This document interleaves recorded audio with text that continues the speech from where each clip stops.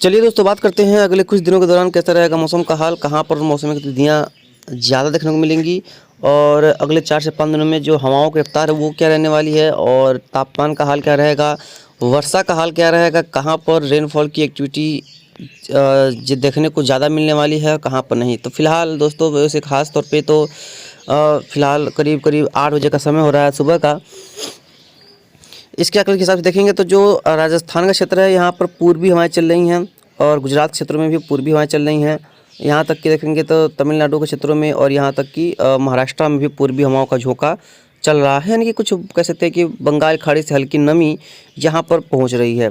Just वहीं पर देखेंगे तो जो पश्चिमी हवाएं हैं वो उत्तर प्रदेश के क्षेत्रों पे चल रही हैं, बिहार के क्षेत्रों पे चल रही हैं, पश्चिम बंगाल और झारखंड के क्षेत्रों पे चल रही हैं और साथ साथ में देखेंगे तो बांग्लादेश के स्थितियों पर भी यहाँ पर पश्चिमी हवाओं का प्रभाव यहाँ पर लगातार बना हुआ है।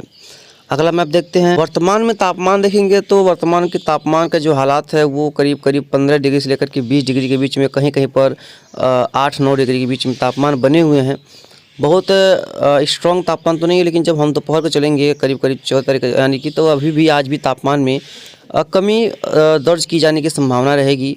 और हालांकि जैसे जैसे मार्च आएगा सर्दी का जो स्थितियां हैं वो काफ़ी ज़्यादा कम होती हुई दिखाई पड़ेंगी। और अभी हम आपको दिखाते हैं 6 मार्च के आसपास देखेंगे तो जो तापमान है ECMWF के हिसाब से वो ठीक ठाक रहने की संभावना है।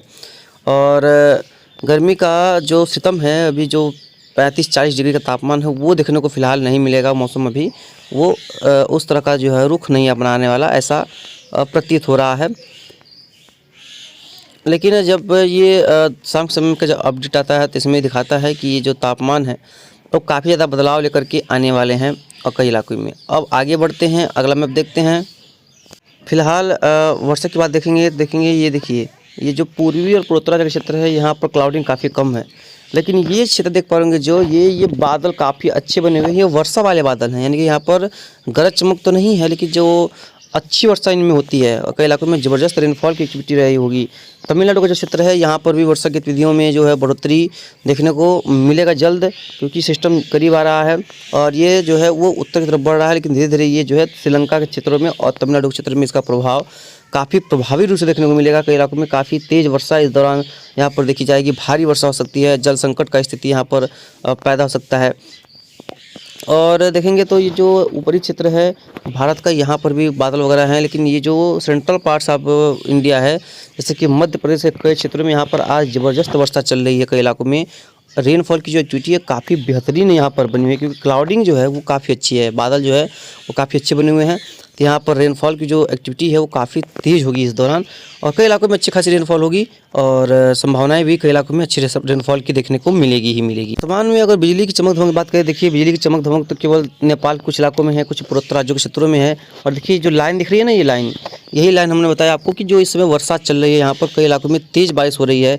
और जो श्रीलंका क्षेत्रों पे देखेंगे तो श्रीलंका वगैरह पे हल्की वर्षा है, लेकिन आज शाम तक ये जो वर्षा है वो श्रीलंका पे बढ़ जाएगी। तमिलनाडु क्षेत्रों पे भी कई इलाकों में बढ़ जाने की संभावना रहेगी। कई इलाकों में अच्छी खासी कह सकते हैं काफ़ी तेज़ बारिश की संभावना यहाँ पर बरकरार रहने की उम्मीद कर सकते हैं। अब चलिए अगले 4-5 दिनों में इसमें देखें, अगले 2 दिनों के दौरान फिलहाल तो देखिए तमिलनाडु पे वर्षा बढ़ेगी और श्रीलंका पर तो काफ़ी तगड़ी वर्षा देखने को मिलेगी कल के दौरान।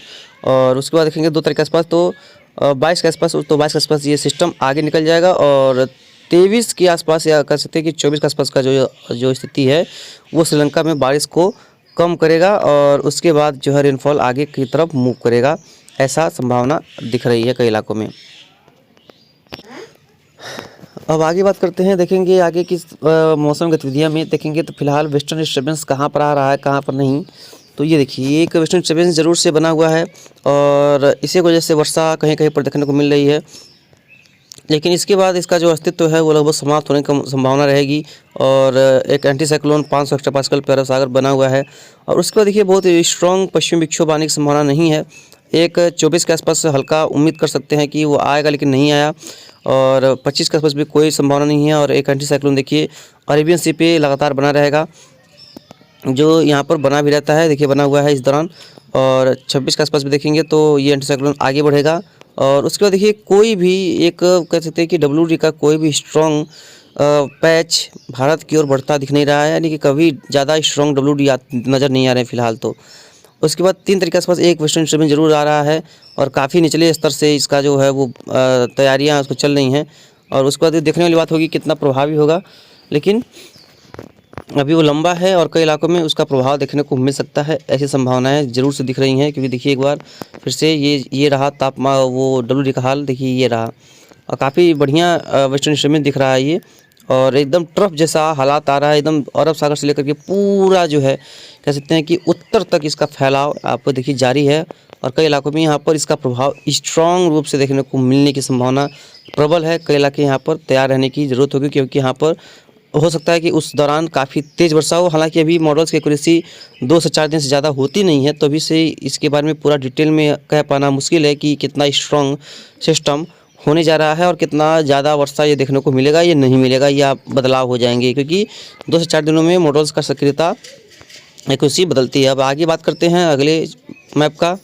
चलिए अभी देखेंगे फ़िलहाल अगर इसमें तो फ़िलहाल देखेंगे आज के दौरान कोई वर्षा नहीं है, लेकिन कल के दौरान देखेंगे तो कल यानी साउथर्न पार्ट्स में वर्षा रहेगी दक्षिणी भाग में और 22 के आसपास देखेंगे तो 22 के आसपास भी साउथर्न पार्ट्स में ही वर्षा रहने की संभावना है। तमिलनाडु का क्षेत्र हो गया, केरला का क्षेत्र हो गया और श्रीलंका का क्षेत्र हो गया, यहाँ पर वर्षा की गतिविधियाँ अच्छी रहेंगी, कई इलाकों में तेज़ रहेंगी।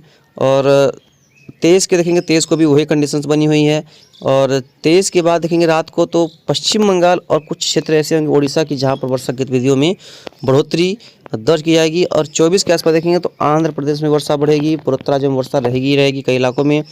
उसके शाम को चलेंगे तो देखेंगे जो छत्तीसगढ़ का क्षेत्र है, उड़ीसा का क्षेत्र है और कुछ पश्चिम बंगाल का क्षेत्र है, यानी कि पूर्वी तटीय इलाका, यहाँ पर वर्षा ठीक ठाक रहने की संभावना है। बादल बनेंगे और रेनफॉल की जो एक्टिविटी है वो यहाँ पर सुधरेगी, अच्छी वर्षा की संभावना संकेत यहाँ पर मिल रहे हैं, जो कि उम्मीद कर सकते हैं बढ़िया बारिश हो सकती है। 25 के आसपास देखेंगे तो कहीं वर्षा नहीं होगी, पूरे देश में मौसम साफ रहेगा। 26 के आसपास भी देखेंगे तो मौसम साफ रहेगा। हालांकि इतना लंबा एक्सपेक्टेशन ठीक नहीं है क्योंकि यहाँ तक जो है वो मौसम में बदलाव होने की संभावना बनी रहती है। 27 के आसपास भी कंडीशंस वही हैं। 28 के आसपास देखेंगे तो कंडीशंस में कोई फेरबदल नहीं है, मौसम साफ शुष्क रहने की जो संभावनाएँ हैं बरकरार रहेंगी। 1 तारीख के आसपास भी वही कंडीशंस हैं और बात करेंगे 2 तारीख के आसपास तो वही कंडीशन दिख रही हैं। 3 के आसपास भी कोई वर्षा नहीं, मौसम साफ क्लियर।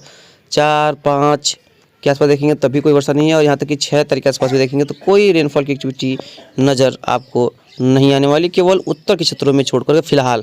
हालांकि लंबा मॉडल्स की जो संभावनाएं हैं वो चेंजेस होते रहते हैं।